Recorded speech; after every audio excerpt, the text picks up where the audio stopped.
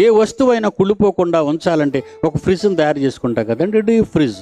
అందులో కాయగూరలు పెట్టుకుంటాం, ఆకుకూరలు పెట్టుకుంటాం, స్వీట్లు పెట్టుకుంటాం. అన్నీ ఏవి కుళ్ళిపోవండి. చేపలు కానీ మాంసం కానీ కుళ్ళిపోవండి. డోర్ వేసేసాం అనుకోండి, లైట్ ఆరిపోద్ది. చీకటిలో చల్లని వాతావరణంలో వస్తువు భద్రపరచబడుతుంది. డోరు తీయగా లైట్ ఎందుకు వెలుగుతుందంటే మీకు కనపడడానికి ఎక్కడేం పెట్టుకున్నారు అని. అలా డోర్ తీసి ఉంచరు, మళ్ళీ పాడైపోతాయి అవి. అందుకే అవసరమైన తీసుకోగానే మళ్ళీ డోర్ వేసేస్తాం. డోరు వేయగానే కాంతి ఆగిపోతుంది. చీకటి కమ్ముకుంటుంది. చీకటి కమ్ముకోగానే లోనున్న చల్లదనం పెరిగిపోతూ ఉంటుంది. ఒక్కసారి మనం ప్రకృతి ప్రారంభానికి వెళదామండి. ఆదికాండం 1వ అధ్యాయం 1వ వచనం. ఆదియందు దేవుడు భూమి ఆకాశములను సృజించిన ప్రకృతిని.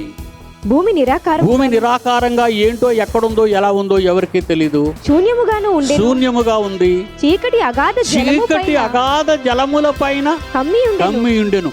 చీకటి అగాధ జలముల చల్లని వాతావరణం. అంటే ఈ రోజు మనం బ్రతికే ఈ ప్రకృతిలో మానవ శరీరానికి అవసరమైన వాతావరణాన్ని ఎంతకాలం, కొన్ని వందల కోట్ల సంవత్సరాలు చీకటిలో జలములలో భద్రపరిచాడట. ప్రకృతిని చీకటిలో అగాధ జలముల చల్లదనంలో భద్రపరిచాడు.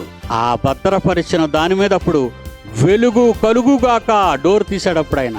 ఫ్రిడ్జ్ను మీరు మనసులో పెట్టుకోండి. సూర్యుడు కలుగుగాక, చంద్రుడు కలుగుగాక, నక్షత్రములు కలుగుగాక, భూమి కలుగుగాక, భూమి మీద విత్తనములు చెట్లు కలుగుగాక.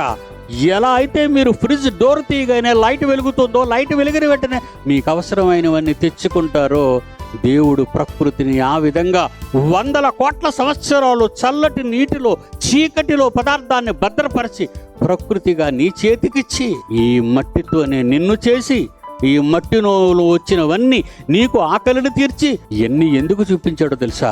మరో లోకానికి మనం వెళ్లే ముందు ఈ లోకంలో ఉన్నప్పుడు నీకు ఏ లోటు లేకుండా ఆయన కొరకు పని చెయ్యాలని ఇదంతా చేశాడండి.